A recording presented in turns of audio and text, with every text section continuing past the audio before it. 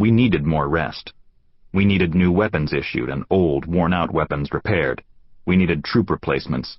We needed clothing, boots, and medical treatment. I had had trench mouth so bad that pus oozed from my gums. My teeth became so loose that I could move them freely with my tongue, and blood would run out of my mouth from the light pressure of the razor when I shaved. But what we needed more than anything else was plain and simple rest. We needed time away from killing and the smells of the battlefield. We needed to be free of the sweet, sickly smell of death, and the sight of green flies laying maggots in the open mouths and gaping wounds of the rotting dead. We needed time to heal. But that was not to be. On the night of 5 to 6 June 1944, we had flown through a fiery, tracer-laced, flak-torn sky as the spearhead of the Normandy invasion. My stick parachuted from its C-47 at 1:14 in the morning to pave the way for the beach landings that began more than 5 hours later. We fought hellacious battles there, suffering a high casualty toll. Paratroopers did not die quietly or easily. They died violently, bringing the war to the enemy on his own ground. The Germans learned about American paratroopers the hard way in that campaign. We killed them in great numbers, and they began to call us the butchers with big pockets, referring to our skill in combat and to our jumpsuits with oversized pockets.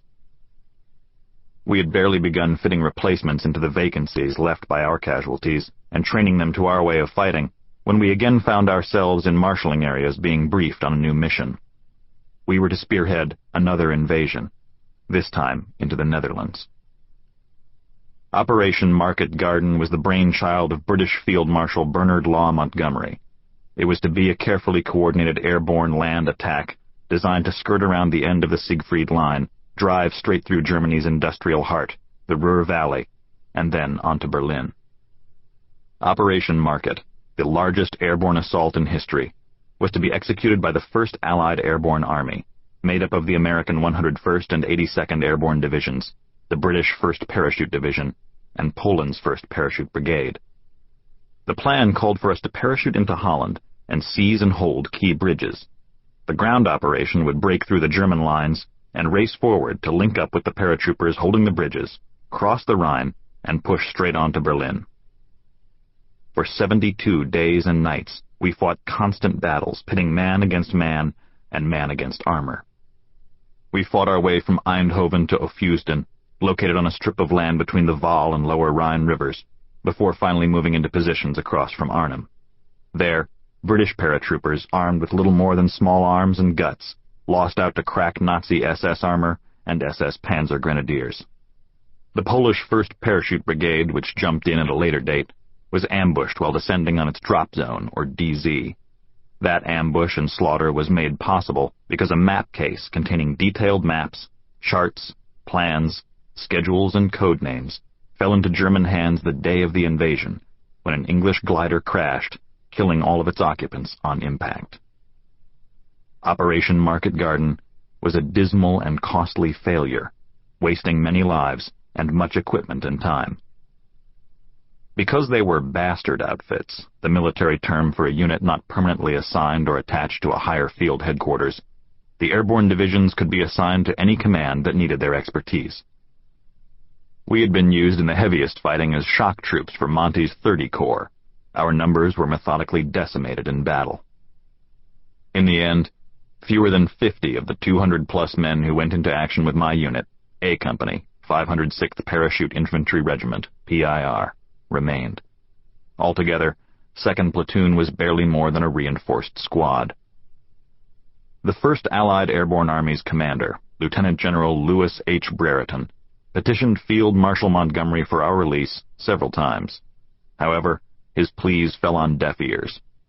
Finally, on 27 November, General Dwight D. Eisenhower, the supreme Allied commander in Europe, issued an order to release us post-haste. The 101st Airborne Division was transported that same day by Canadian trucks to a large monastery in the rear, where we had our first shower in nearly 2.5 months. The next day we climbed aboard English lorries for the 36-hour trip to Mourmelon-le-Grand, France. It was now December 1944. It was cold, damp, overcast, and foreboding. There was no cheery fire to warm us at night. There was only a single tiny, inadequate, coal-burning stove at one end of the barracks near the latrine.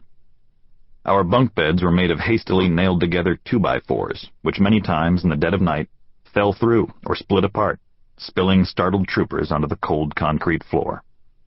Our mattresses were straw-filled cloth sacks. The straw, supplied by local French farmers, was amply laced with burdock and thistle. There was no comfort in this place, only misery. Now, in this condition, we were being called on to go into combat again. "We're going 'mongst 'em," was how we put it. Even while in combat, as we prepared to make an attack, troopers repeated these phrases like mantras. "Yep, we're going amongst 'em. We're gonna stack bodies. Every time you pull the trigger, there's gotta be meat on the table." This time, it began just after some of the old men returned from a 48-hour pass to Paris. They weren't old men in a physical sense. They earned the title out of deference to their seniority. They were the men who had been with the outfit the longest and had seen combat in our 2 missions.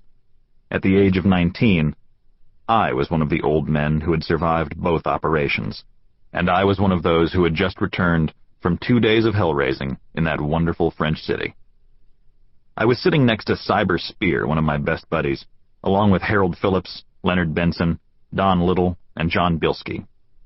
I first met Spear just after our return from Normandy. He was one of the replacements sent to fill in for our wounded and dead D-Day comrades. I didn't like him when I first saw him. He was too short, he was too friendly, and he was homely. But as time went on, he kind of grew on me. He wasn't as bad-looking as I'd first thought. In fact, he wasn't bad-looking at all. In time, thanks to his good nature and forgiving ways, we became